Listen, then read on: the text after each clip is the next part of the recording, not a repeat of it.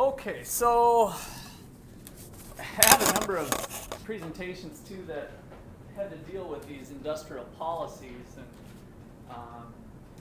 kind of playing favorites and competitiveness and that sort of thing too. That I'll try to draw on when it seems appropriate.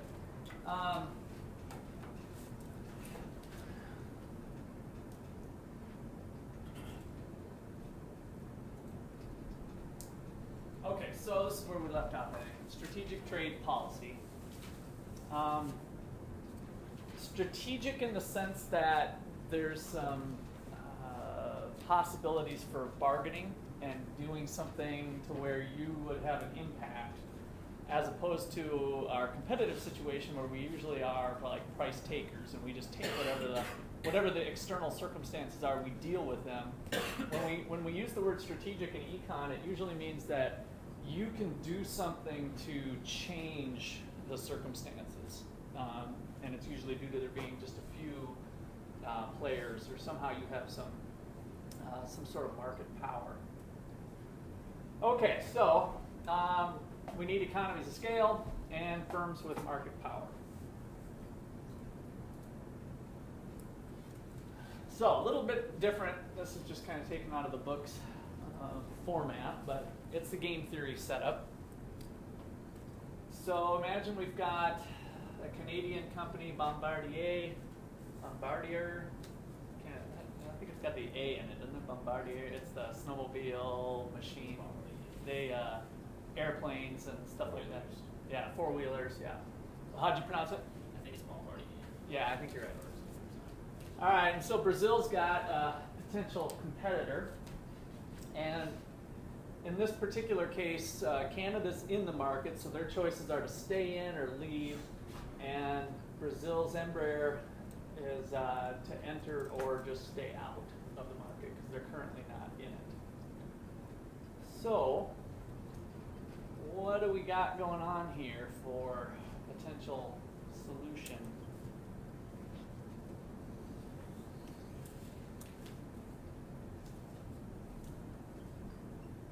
What do we want to look for? What's kind of our strategy? Nash equilibrium might be okay to go. What else? A what? Dominant strategy. Yeah, look for dominant strategy. I usually like to look for dominant strategy first and then go to Nash, but you can go look for Nash equilibrium right away too. How's this one getting played? Is it simultaneous? Is it one goes, the other goes? Or? Let's just play it as it's simultaneous right now. So each one's going to make their choice independent of the other. It's a little weird with the way they laid this out because we've got one person already in the market and they're just staying there. So there's kind of a status quo is my point of just staying in the market. That's why this one's a little bit strange. So what is the equilibrium here? Where do you see some Nash, dominant?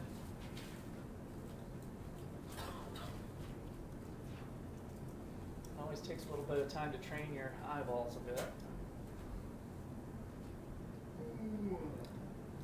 So Dylan, you brought up dominant. Do you see a dominant strategy there? Would it be the they should stay, shouldn't they? So Brazil should stay. Okay. Is that a dominant strategy of staying, or is it just? Are you trying to identify this outcome, or this outcome, or where Canada's staying and they're staying out, or?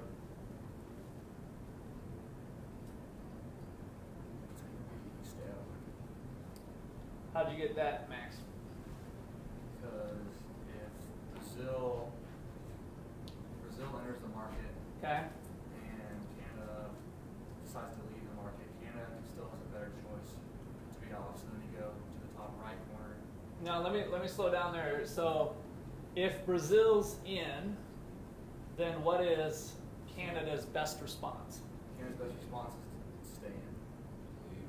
Or leave, sorry. Leave with the 0. Yeah. Okay, so that's the best response given Brazil going here. If Brazil's over here, what is Canada's best response? stay. So there's no dominant strategy. So no dominant strategy. There is not a dominant strategy. Right. So that's our dominant strategy double check, is you say, suppose this player goes here, what should I do? What's my best response? And what if I go here, what's my best response? And so what about Nash equilibrium? So Nash equilibrium is a strategy combination such that neither player wants to change their mind, taking as given what the other one has done.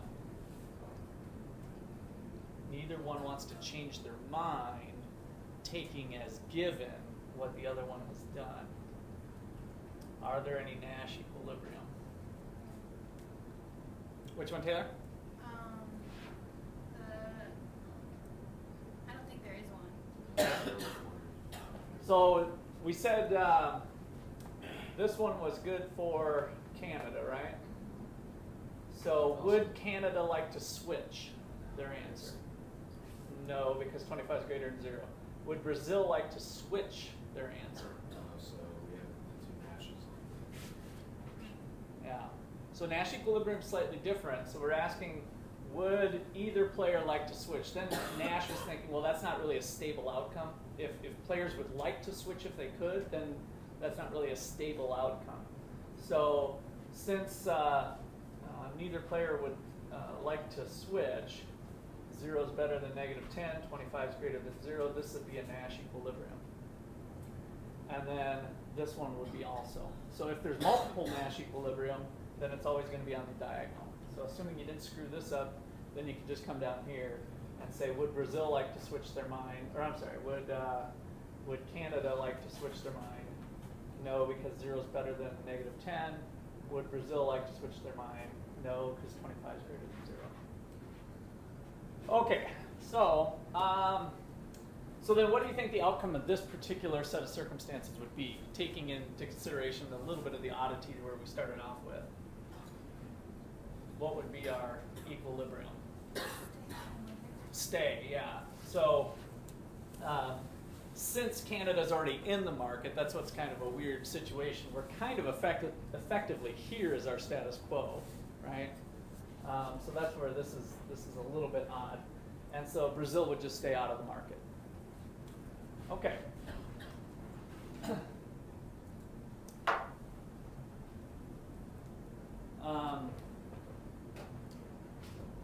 All right, so I think we got that part. So we talked about these different rounds. Do you remember what that was? You had a little bit of that for the test.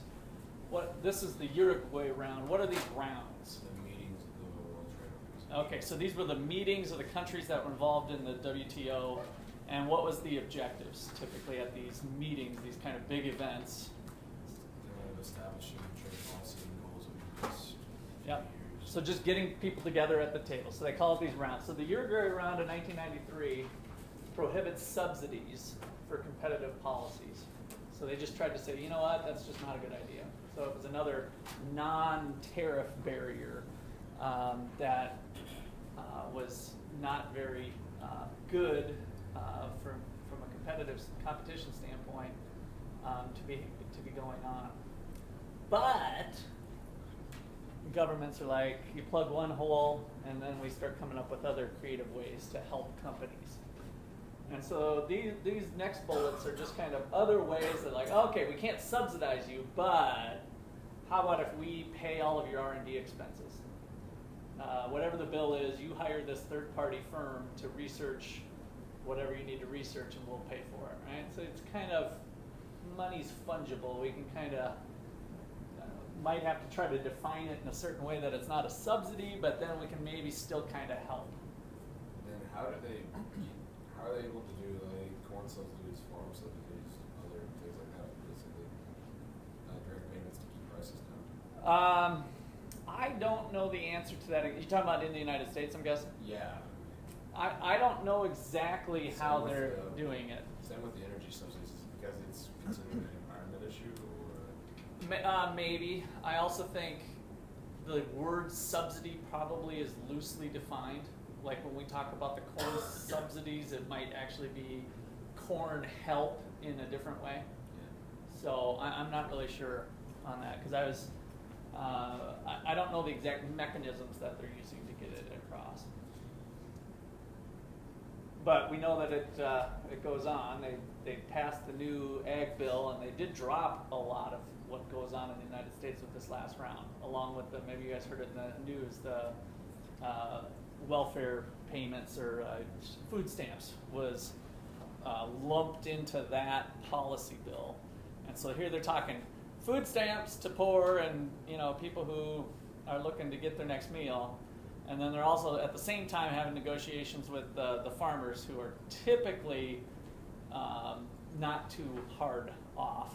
They're, I don't know if I want to go to all farmers are wealthy type of thing. Farmers are usually paper rich and cash poor is kind of they're kind of real estate people, right? So they own a 500-acre farm that might be worth $1 million, but they're still just farming it. And so even though they got $1 million farm, then they're technically a millionaire. They're not exactly cash plentiful. It's all tied up in the land. So that's kind of the norm for farming. But if any of you know farmers, what can you tell me about smaller farmers on their attitudes towards life and money and saving and stuff like that? They're tight, yeah. They're typically pretty tight. I mean, they know how to manage their money. They've been through a bumper crop, and they just don't go to Vegas because they got a bumper crop, right? They squirrel it away, and they save for the lean times and the high times. So traditionally, farmers have been pretty good about that. And so the new system that they're putting into place is more of a insurance type system. And again, with the small farmers are in decline, it's more of these big commercial farms anyway that are driving most of the market. Okay, anything else on this one? Okay, so let's see how the subsidy works here. So let's say Brazil thinks that this is a good market for their people to get involved with. And so they offer a subsidy of $15, 15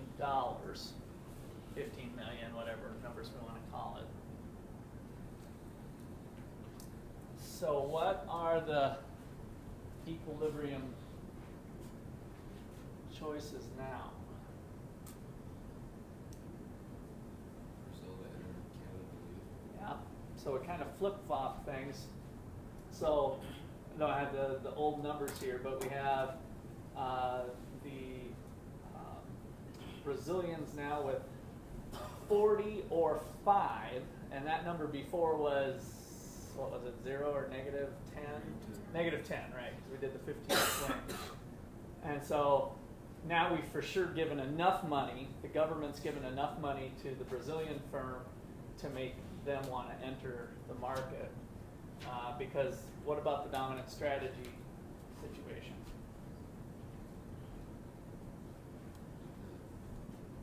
It's changed. Now Brazil has the dominant strategy. Brazil has a dominant strategy of entering, right? 5 is greater than 0, 40 is greater than 0. Brazil's going to for sure enter the market. And so that's what's meant by the strategic policy, is that because the players are small and there's market power, then the government greasing the skids here in the form of a subsidy can change the outcome of the game and possibly drive the Canadians out of business, which then kind of falls in line more with, it's not technically dumping, but dumping is providing low-cost goods and driving your competitor out. Here, it's strategic industrial policy. The government is planting the subsidy and ultimately changing the outcome and getting rid of the competition. Okay? Comments, questions on that?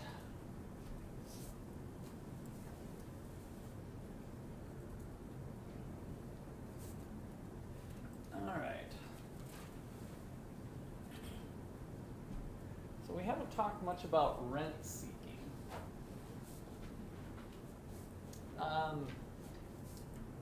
does anybody remember what economic rent is? That was a term we described in principles class. Economic rent. It's going to be similar to some other stuff we're going to do.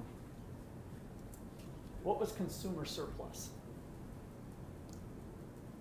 It's excess over, I think, excess of what you, I'm trying to think of how to describe it. It's Yeah, excess more, of.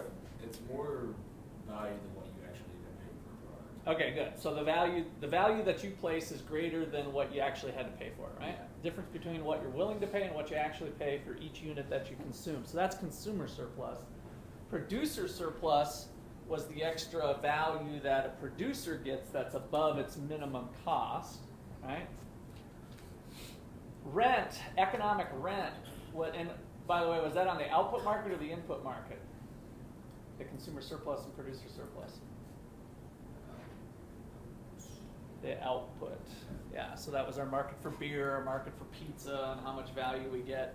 So when we're on the input market, like talking about labor market, let's say, we just use this word called economic rent. And so it's payments to a factor that are above and beyond the opportunity cost of placing it into production. So if we were to graph this out, oops, is mine or somebody else's?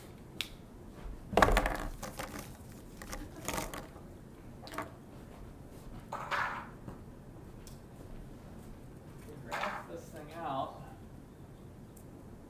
and we put labor there and the wage here. The demand curve are businesses wanting to buy labor. The supply curve is households willing to supply labor. The interaction of the two gives you this wage.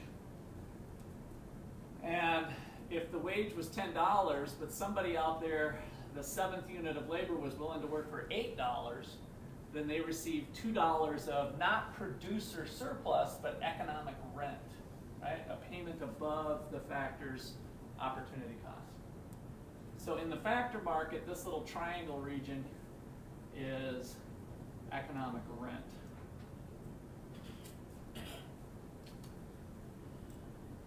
Rent seeking is looking for handouts. You're seeking for money that's usually associated with an activity that's outside of what your real business is. So if you are the farmers now, fishing around, taking the politicians out to golf and out to the Bahamas on a big trip with a big cruise and a big party and all that stuff, that is rent seeking. You're looking for special favor, special treatment. That's usually what we refer to as rent seeking. Okay, something that's not so good, in my opinion, for the economy. All right, good. Any questions or comments on this slide?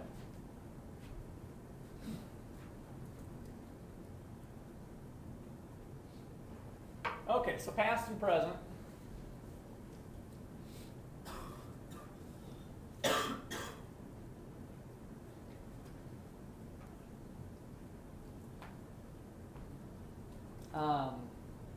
You just made me think, John, of something I did here. There might be some subsidies that are hard to get rid of too, maybe. And so they've just been carved out and carved out. But if the government wouldn't have passed the farm bill, then they had to buy directly from farmers at a price that was like 3 times the price of cheese. They gave an example was going to jump by 3, and I don't know why or what their formula was, but it was like an old 1955 law that said they had to pay the producers a higher price if they didn't get the protection. So anyway, there's some of our modern day support. This one I just wanted to clean up a little bit. It's towards the end of the chapter. They're talking about the number of firms, so this might look familiar to the spatial people here, where we're looking at the number of firms. And having more firms can lead to costs going up eventually, to the point where there's some kind of optimal number of firms in a particular industry. So as more and more firms enter an industry, they might be bidding up the wages of people. And so that tends to raise your costs on average. And the competitive outcome that we expect to get is what with profits if we have good competition? What do we expect profits to be? Long term or short term? Long term. Zero, right? Zero economic profits, or price equals average cost. And so this is kind of a, I don't really like this graph having a price line, but it's basically like a demand curve, right? We got prices and the number of firms. So we got an increase in the number of firms driving down price, which is the competitive solution we'd expect, and then possibility for costs going up. So I basically just wanted to point that out because I thought the graph was kind of confusing in the text.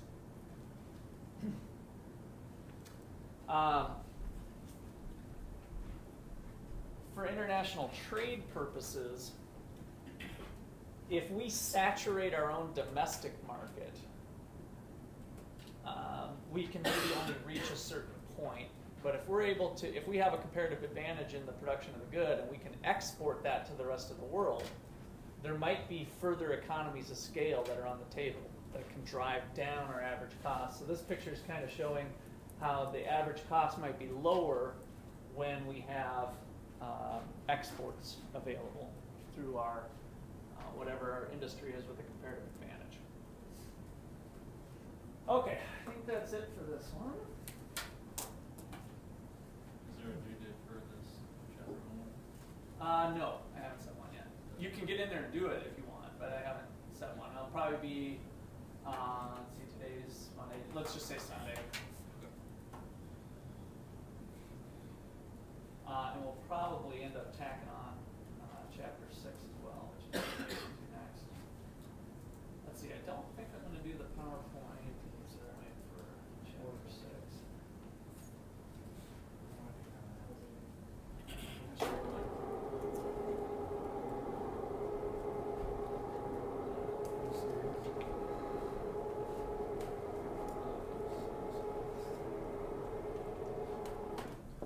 So we are going to spend a little bit more time on tariffs and quotas and kind of modeling them in this chapter.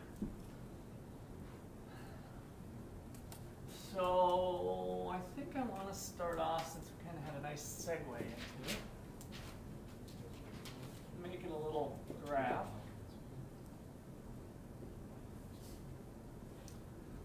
Let's just put a little home base action here.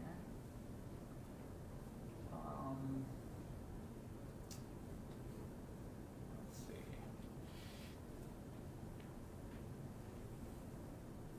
Let's do.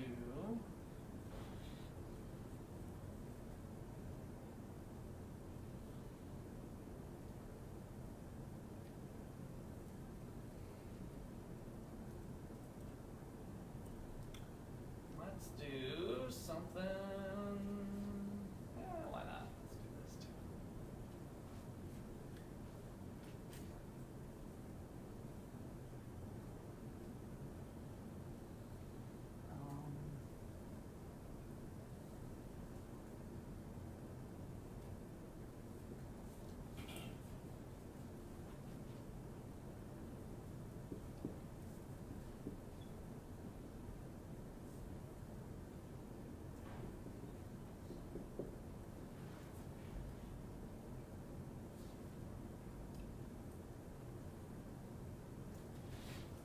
Okay.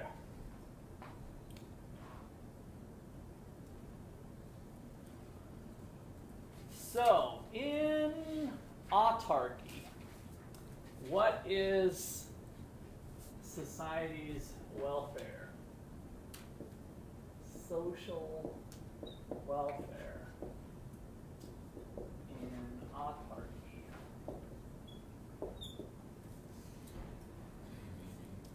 A, B, and E. Everybody good with that? A, B, and E. What's A? Consumer surplus. Consumer surplus. B and E. And what about government? No government. Okay, good. So social welfare in autarky, each time we do that, we're going to take consumer surplus plus producer surplus plus any government revenue. And in this case, we got area A plus area B plus area E plus 0 for government.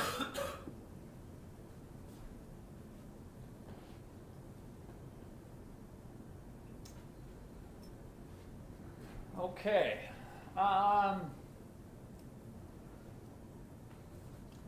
So if the world price is here, does this country have a comparative advantage or not in this particular good, this unnamed good? Does this country have a comparative advantage in this good? No. Why? Because they're producing it over the world price. It's more expensive to produce it than we Okay, so in autarky, the price would be higher, which means there's other low-cost people around the world that are able to do it cheaper. So they do not have a comparative advantage, and they'll end up importing this good. All right. What's our good? Give me a good, any good. Gene, give me a good. Watches. Huh? Watches. Watches. All right. So we got watches, and right now the world price of watches is $100.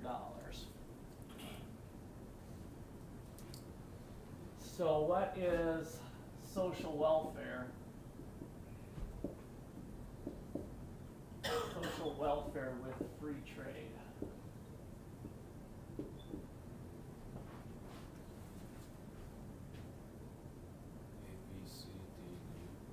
A, B, C, D, and E. You got producer surplus, E, consumer surplus, A, B, C, D. Okay. Is everybody tracking on that? I see Adam. I trust him. Well, let's do more than trust. Let's get an understanding. So, what is consumer surplus? Adam. Definition.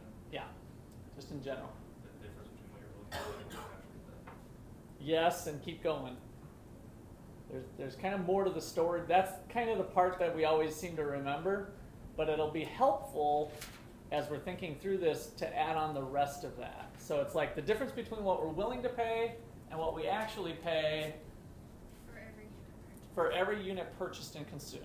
And that's the part that ends up being weird here.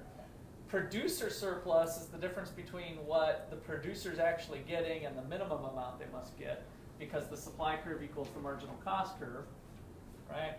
And so that's area E.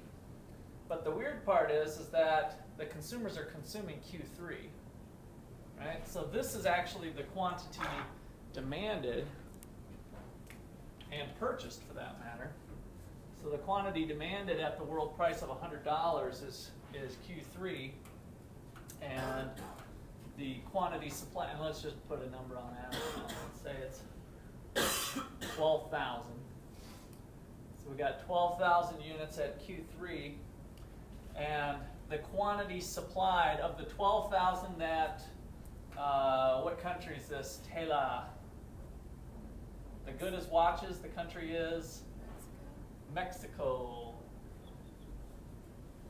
So we've got Mexican producers producing Q1, right? So the quantity supplied by Mexican domestic producers at a world price of 100 is this amount. So they didn't leave the market altogether. Is one important concept to bear in mind, right? So this is what the prices would have been in autarky. There are some Mexican watch producers that will still produce at 100 and sell. So we've got a mix of Mexican watchmakers and the rest of the world's watchmakers. So if this number was 5,000, then we're going to be importing 7,000 watches. All right, so area E still represents Mexican producer surplus. So in our question over here, Mexican producer surplus is area E. I don't think it really matters here. Producer surplus equals area E. Maybe I'll just do it a little differently. And back to Adam, what is the difference between what they're willing to pay and what they actually pay for every unit they consume? What is the consumer surplus? What's that? You asked for a specific number. Yeah, using the areas. What is the consumer surplus? Talking about A. And this is Mexico. Yep, I agree with A. But I need more. BCD. BCD. Oh, with. So how much are Mexicans paying? Remember, this is Mexican consumers. How much are the Mexicans paying for their watches? $100, not this price. If this was $150, that's how much they'd pay if there was no free trade. So this is kind of a fake number, by the way. Pretty much from here on out, when you start looking at it, I mean, we can't even calculate autarky. I mean, this is just kind of a, from a theoretical standpoint, kind of sets the stage. We don't really necessarily know what that number is for sure. So Mexican consumers are now consuming 12,000 watches, and they're paying $100 for every watch. So that is consumer surplus of A plus B plus C plus D.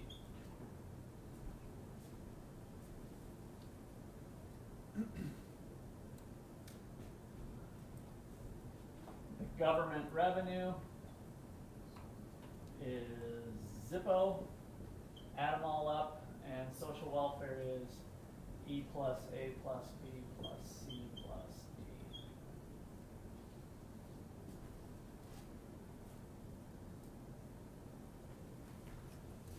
Okay, questions on that one? Well, we haven't even added a tariff yet. So this chapter is tariff. So this is kind of our baseline case. This one especially now with free trade, this is what your kind of home base is, assuming that you're importing a good.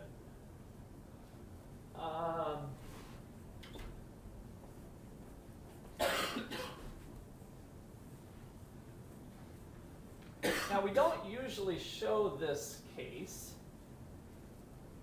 so I just want to talk about it. But if we were the exporter of this good, so if we were looking at the, who are we buying these watches from? Switzerland? Swiss timepiece or something, right? So if we had Switzerland in there, what would their picture look like? What's that? Yes, so their autarkic price would be below. And so then we'd get a picture that looked like this. Quantity supplied, quantity demanded. Here's the amount of exports at $100. This is Switzerland.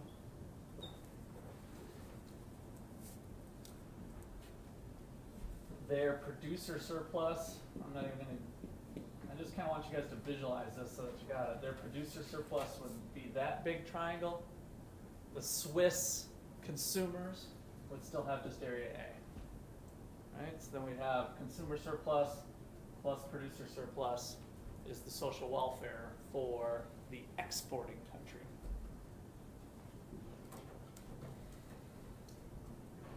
Okay.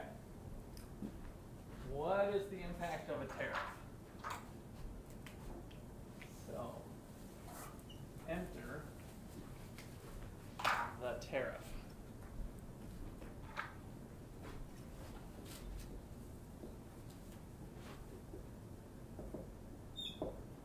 So what is a tariff? Tax on foreign goods that are coming into an economy. Okay, so it's a tax on imports.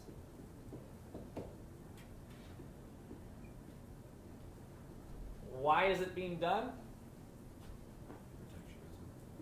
Protectionism. Protectionism, most likely. And What other reasons could there be? raise government revenue. Raising government revenue. So in the Bahamas, the people aren't really fond of paying taxes. They just don't pay them. A lot of countries are like this. Americans are very easygoing. It's like, oh yeah, well this is how much money I make, so yeah, I owe you this much money. Here, just take it out of my check. And we like pay our income taxes. Other places don't collect income taxes very well. People just say, screw you, I'm not paying you. We say, okay, what can we do about it? I don't know if they're really easy about that, or we have the highest incarceration rate on the planet. Yeah, I've heard that stat was going up. So a lot of places, and I would argue this for the United States, rely on sales tax. So what you buy is what the government collects money on, because it's a lot easier to collect it on consumption. And then it turns out there's a bunch of other benefits to having a consumption tax too. Well, one of those forms of consumption could be the amount you're consuming from abroad. And so that can be a source of revenue for smaller countries on doing the import tariff. Somebody's getting their teeth drilled there. I think so. All right. So what we're going to look at is the small country case first. So this is a level of detail that we didn't do in principles class. So there's a small country case and a big country case. With a big country, you might be able to influence more things than just the price within your nation. So if the Americans are a big player in the world market for imports, which we are, and we start to raise or set tariffs, then we could disrupt the whole world market because we're a big country, right? We're a big player, and if we set the tax, you guys remember the tax, since we're coming back to some of our principal stuff, supply and demand, tax cigarettes, and the consumer price goes up, the producer price falls, we get that little tax wedge, there's the tax revenue. It looks like this. But that's because we were this would be similar to the big country case, where we're imposing it on the whole industry. If you're just a small country, we're just going to add that onto the world price. So if little tiny baby Bahamas puts on a little tariff, they're not going to alter the world price of goods because they're such a small player in the global economy. So in the small country case, we add the tariff onto the world price. So with the small country case, our domestic price is simply the world price plus T, the tariff. And so this is how that's going to shake out. Supply and demand. We've got the world price down here, PW. So let's just do free trade first for starters. You can skip the autarkic price. We'll leave that off for now. That's just going to add more triangles onto it that we don't really need. So at the world price, the quantity demanded is there by, I guess I'll just stick with Mexico here, with $100. Maybe we've got our 12,000 units or whatever. Mexican producers are producing this amount. And if they add a $50 tariff onto this, then the new price is going to be $150.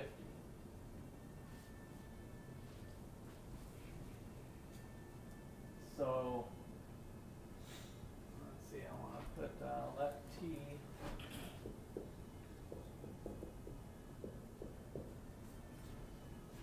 So now within the Mexican economy, their market's going to clear at PW plus T of 150.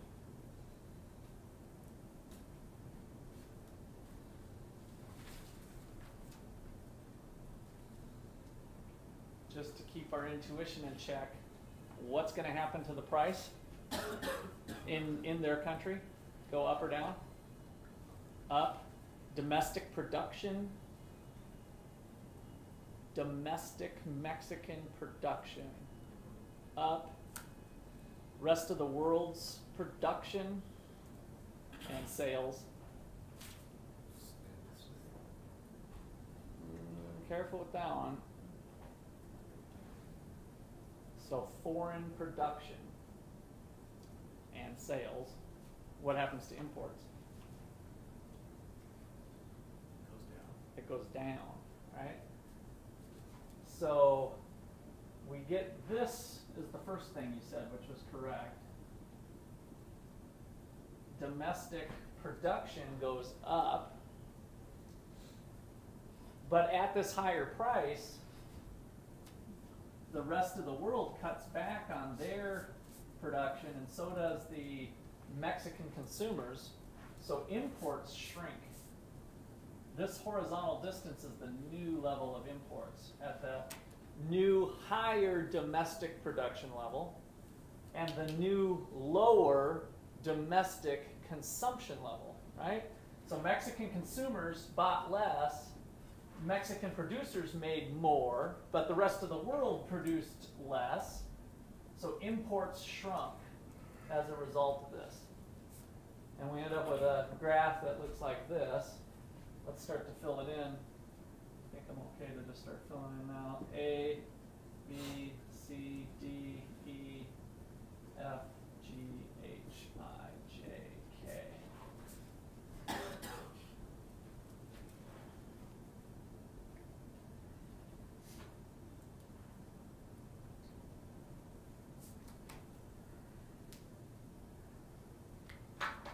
All right.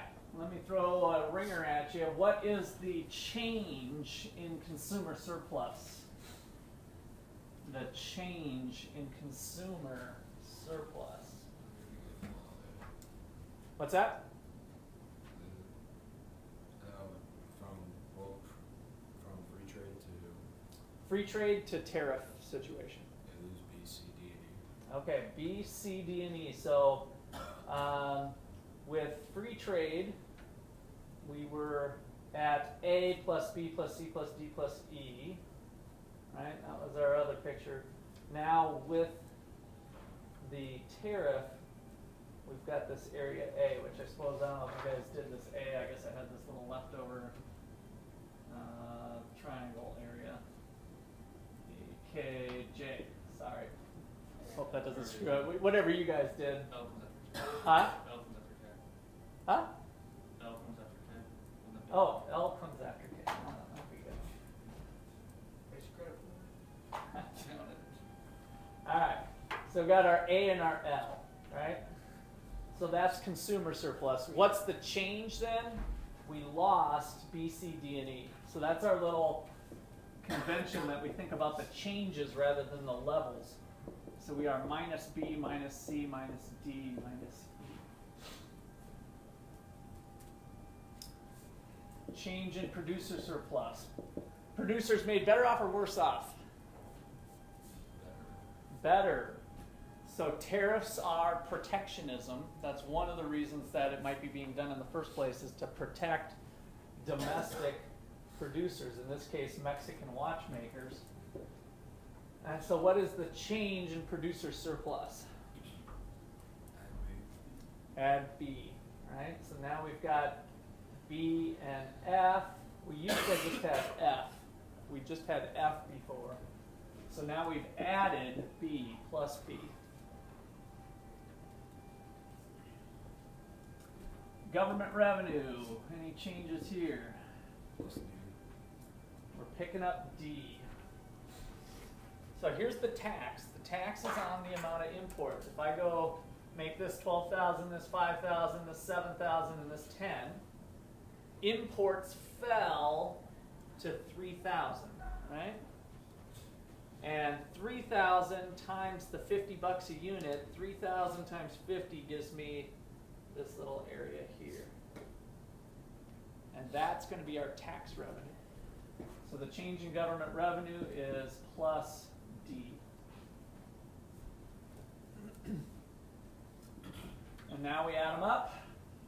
Plus B minus B plus D minus D. The change in social welfare by adding the tariff is minus C minus E. Which is when the negative welfare change occurs, what did we call that? Dead weight loss.